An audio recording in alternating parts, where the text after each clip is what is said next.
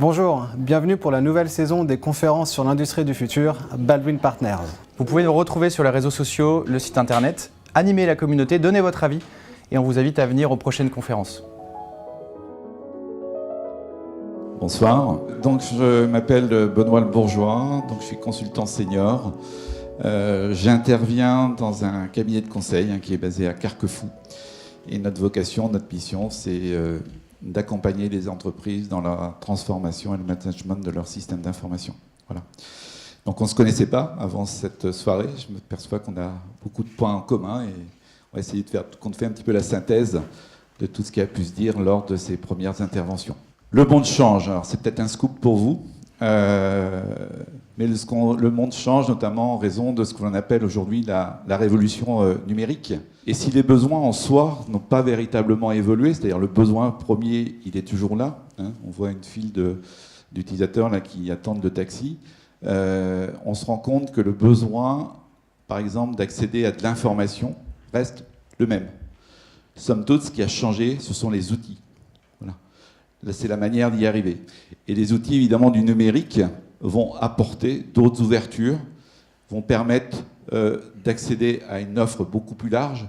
Moi, je me souviens très bien d'une intervention de Bill Gates au niveau des années 90. Donc, ça fait quasiment 25-30 ans. Et à l'époque, il parlait d'autoroute des informations.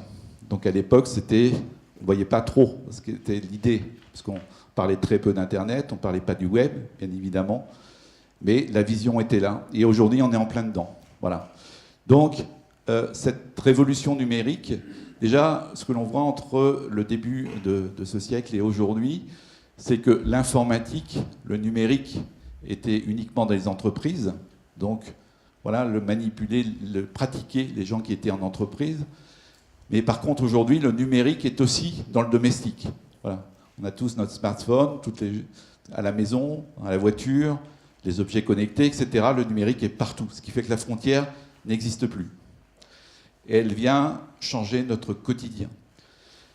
Ce qui va changer aussi, c'est vous allez avoir des clients qui vont être beaucoup plus zappeurs par rapport à l'offre, puisque l'offre est évidemment très large aujourd'hui. Je lisais dernièrement que le nombre de sites web est de l'ordre de 2 milliards aujourd'hui, pour 7 milliards d'habitants sur Terre.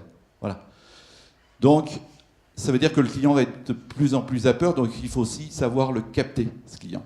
Savoir le capter, le garder, lui amener un service de manière à lui faire des propositions et qu'il n'y ait pas de rupture non plus entre l'offre que vous allez avoir vis-à-vis de votre client et l'utilisation et le traitement que vous allez avoir en interne pour justement lui apporter le meilleur service possible et surtout la rapidité dans le service.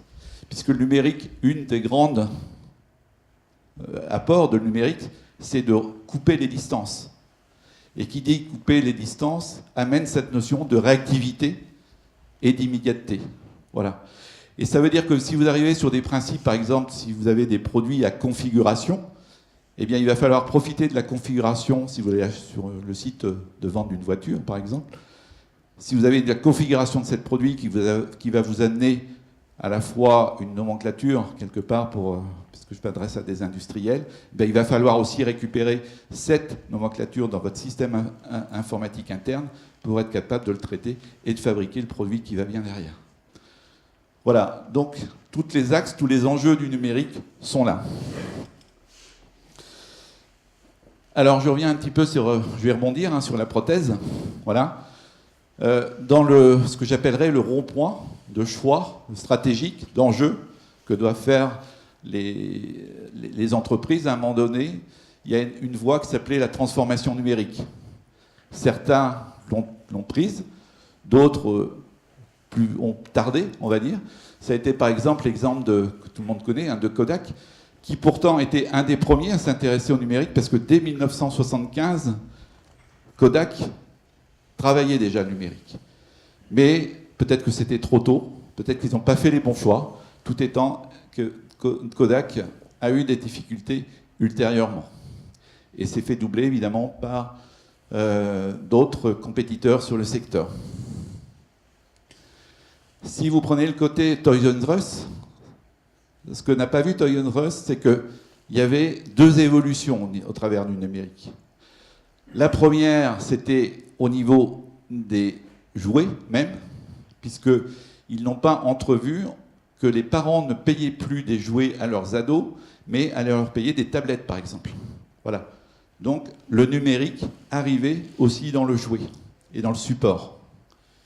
Et ils sont passés aussi à côté du mode de distribution, puisque la plupart des achats se sont traités de plus en plus sur le web, alors qu'eux, ils avaient beaucoup investi sur leur système d'information pour vendre en magasin, dans l'optimisation de leur stock, etc., etc. Par contre, d'autres ont très bien anticipé le numérique. Amazon. Mais Amazon, ils ont flairé, c'est-à-dire ils ont flairé tout l'avantage du numérique dans l'offre. L'offre et le produit se rejoignent. Je m'explique.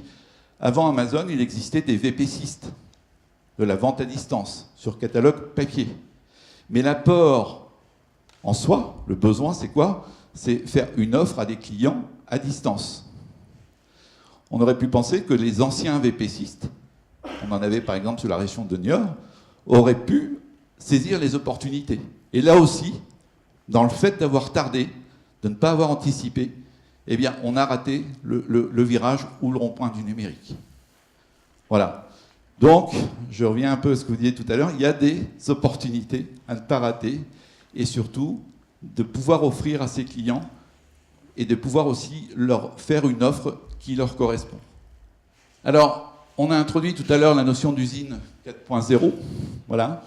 Ce qu'il faut savoir, c'est qu'au niveau des outils progiciels, on a parlé de 2.0.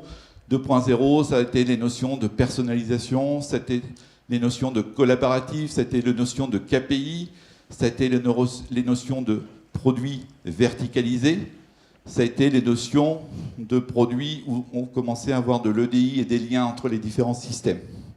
Voilà ce qu'était le 2.0.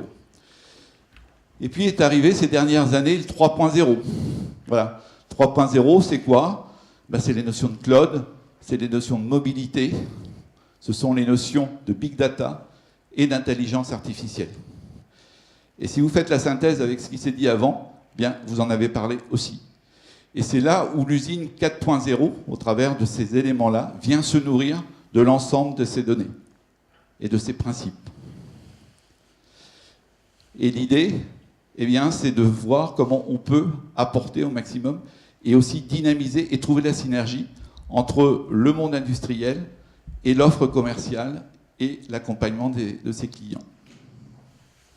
Tout étant, je voudrais faire un petit rappel sur ce qu'est le système d'information. Voilà. On va parler système d'information, on va parler système informatique, etc., etc. Ce qu'il faut bien imaginer, c'est que le système d'information, il est constitué de plusieurs couches. Voilà. Vous avez la première couche qui sont toutes les évolutions technologiques qui vont vous amener à ce qu'on appelle les couches basses, que vont être l'infrastructure. En résumé, je dirais que c'est tout ce qui va être quincaillerie, c'est-à-dire les serveurs, les réseaux, les postes clients, etc. Parfois, pour un chef d'entreprise, le fait d'acheter, on va dire, une infrastructure, ça peut paraître suffisant. Bon, loin de là. En ce sens où, dessus arrivent toutes les couches logicielles, les logiciels métiers, j'entends, puisque les logiciels systèmes faisant partie, on va dire, de la couche infrastructure. Donc, là aussi, quand on a signé auprès d'un éditeur ou d'un intégrateur de solutions logicielles, on pense que l'implémentation, la mise en œuvre du logiciel est terminée. Pas du tout. Pas du tout. Pourquoi? Parce qu'il y a la troisième couche que l'on néglige trop, qui est toute la couche d'accompagnement, d'intégration, d'organisation et de modélisation des processus. Et pour l'exemple, je vais prendre le cas de Lidl. Je ne sais pas si vous avez vu ça dans la presse, par exemple, dernièrement, l'été dernier, qui a arrêté un projet SAP après 4 ans et 500 millions d'euros investis, tout simplement parce que l'adaptation des processus de contraintes liées à SAP n'était pas en phase avec les volontés de process de Lidl. Voilà. Et donc toute cette couche, on va dire, process, procédure est impérative, on va dire, dans la réussite d'un projet de mise en œuvre de système d'information. Et il est évident que tout ça doit servir la stratégie de l'entreprise, dans la stratégie notamment interne, dans les évolutions industrielles dont on a parlé tout à l'heure, mais aussi par rapport à sa dynamique et politique commerciale et d'offres. Comment réussir un projet numérique? Il n'y a rien de savant, c'est comme tout projet. Je pense que ce sont des choses que l'on a déjà partagées. Ça va être définir et cadrer son projet. C'est essentiel. C'est quel est mon objectif? Comment, si j'ai une cible, alors il faut toujours avoir une cible, mais pour atteindre cette cible, on va déterminer une trajectoire. C'est-à-dire, Paris, c'est pas fait en un jour, pour reprendre une expression. Donc ça veut dire qu'éventuellement, on va lotir. Quelle stratégie? Quelle priorité on se donne? Ça, c'est essentiel. Donc, cadrer son projet, le poser, y amener les budgets nécessaires, enfin, etc. Tout ce que l'on peut imaginer en phase de pré-projet. On y reviendra un petit peu plus tard, on l'a déjà évoqué, mais c'est constituer l'équipe projet. Voilà. Qui va mener ce projet dans l'entreprise? Alors, très souvent, on va dire, ce sont les hiérarchiques. Pas forcément. C'est pas là où la disponibilité, c'est pas là où est la polyvalence, c'est pas là où sont les premières motivations. Voilà. Donc, par contre, c'est important de constituer une équipe qui va accompagner l'ensemble du projet. C'est aussi important de faire commencer un concept, un principe dont on parle tous, qui est l'accompagnement du changement, qui est essentiel. L'accompagnement du changement, il va le démarrer dès cette première phase du projet. L'accompagnement du changement, c'est quoi? L'accompagnement du changement, ça va être déjà de changer les méthodologies, de changer les approches. Ça va être de mettre en œuvre toute la transformation que l'arrivée de nouveaux outils dans l'entreprise va nécessiter. Donc ça va être tout cet accompagnement tout au long des différentes phases d'un projet de système d'information.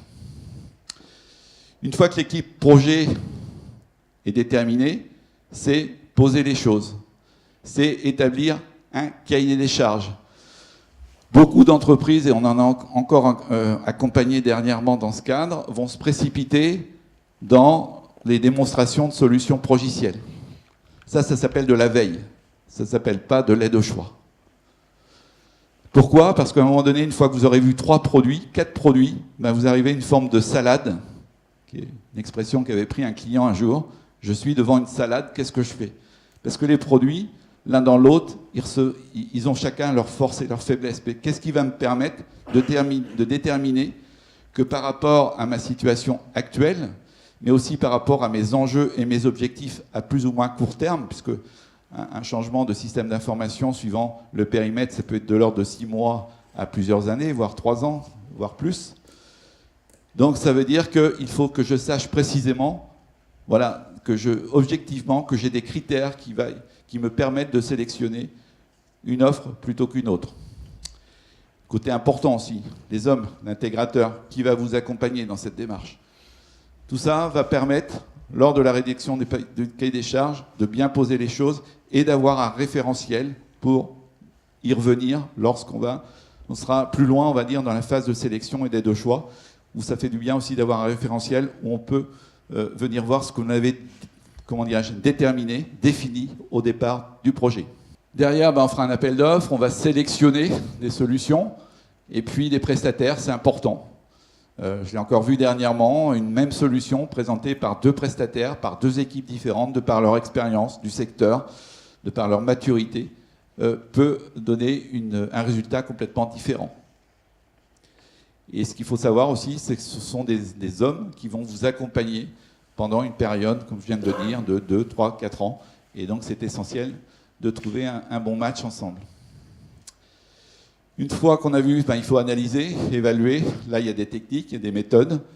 Et puis, la contractualisation, c'est essentiel, puisque la contractualisation, on est un peu dans un contrat de mariage, là.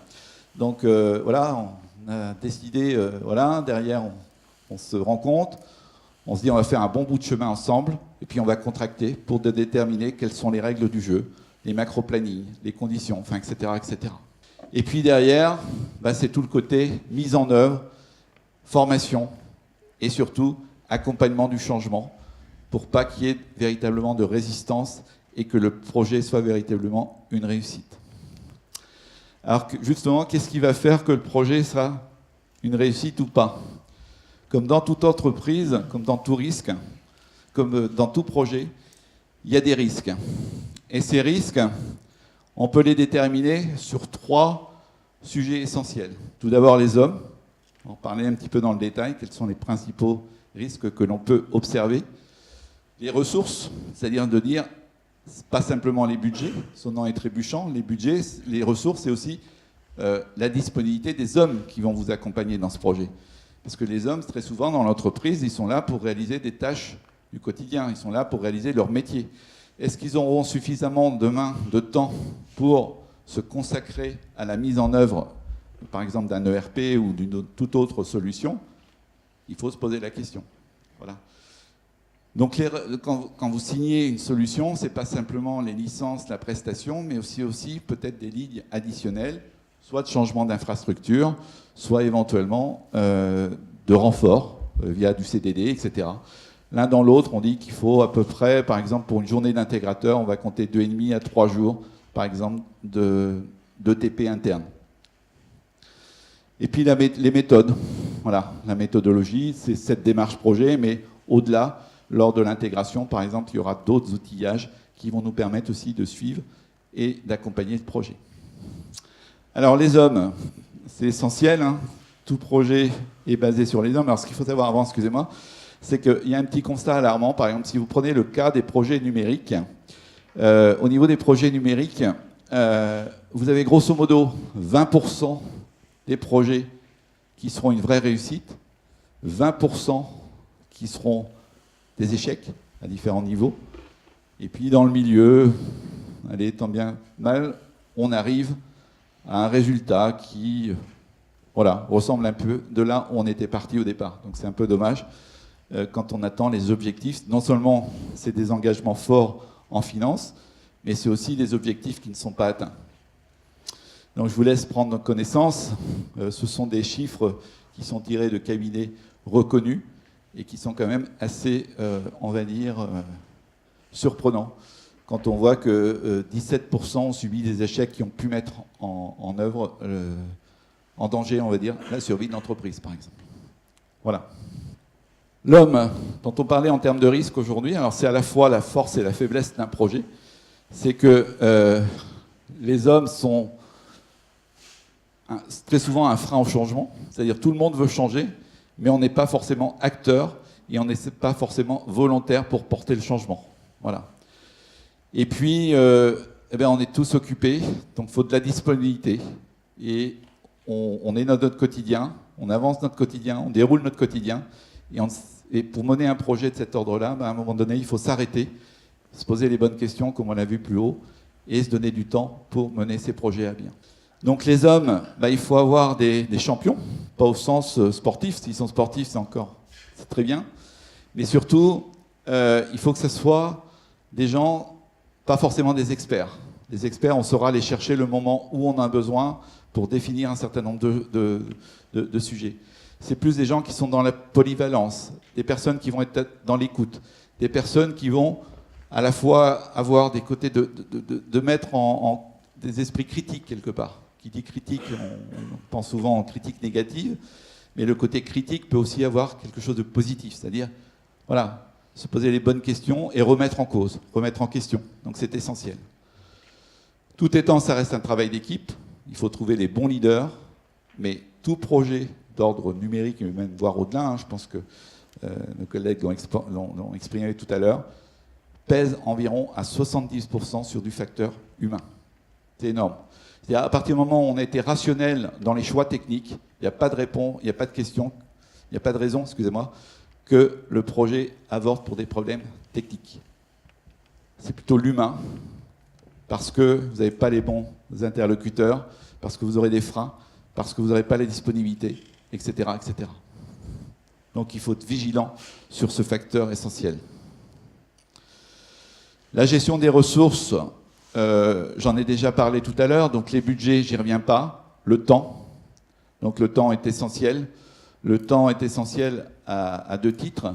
Il est essentiel pour rester dans le cadre du budget qu'on s'est donné, d'une part, et le temps aussi parce que Il faut atteindre les objectifs, parce que si on fait un projet numérique, c'est dans un cadre d'enjeux, c'est dans un cadre d'objectifs, et il faut être à temps, on va dire, pour la livraison de ce que peut attendre l'entreprise par rapport au rendu d'un tel projet de transformation numérique. La méthodologie, donc, on pourrait en faire tout un sujet.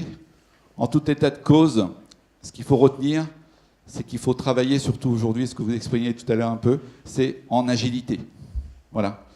C'est-à-dire, fini les méthodes en V, les effets tunnels, où on va travailler des mois et des mois avant de voir un résultat. Aujourd'hui, on est plutôt dans cette dynamique, justement, d'instantanéité, de rapidité, etc. On va avancer, on va dire, step by step, et on va vérifier régulièrement que le résultat est bien là. Pour plusieurs raisons aussi, parce qu'on sait que les entreprises aujourd'hui évoluent très vite, la demande évolue très vite, etc. Et ce que l'on a défini au départ peut aussi varier, on va dire, durant l'encours du projet. Et c'est évident qu'il faut savoir aussi avoir un peu d'agilité dans un cadre d'un projet comme ça, pour s'adapter aux évolutions et aux nouvelles données qui peuvent entrer dans l'entreprise. Voilà. Donc voilà, donc j'en termine sur ce slide. Pour vous dire que les projets de transformation numérique sont quasiment aujourd'hui vitaux pour une entreprise. Il y a des virages, comme je l'ai dit tout à l'heure en introduction, qu'il ne faut absolument pas rater. Ça peut être des questions de survie. C'est absolument nécessaire aujourd'hui de capter son client. On voit que les problématiques qui génèrent aujourd'hui un projet de transformation numérique sont issues notamment du marketing, parce qu'on est dans l'omnicanal et il faut en permanence capter son client et l'intéresser. Faire ce qu'on appelle du up-selling ou du cross-selling, c'est-à-dire par rapport aux consommations du client, c'est essayer de l'aiguiller vers des offres, vers des nouvelles offres, de manière à le capter en permanence. Voilà. Donc voilà ce que j'avais à vous dire pour ce soir. Merci à vous.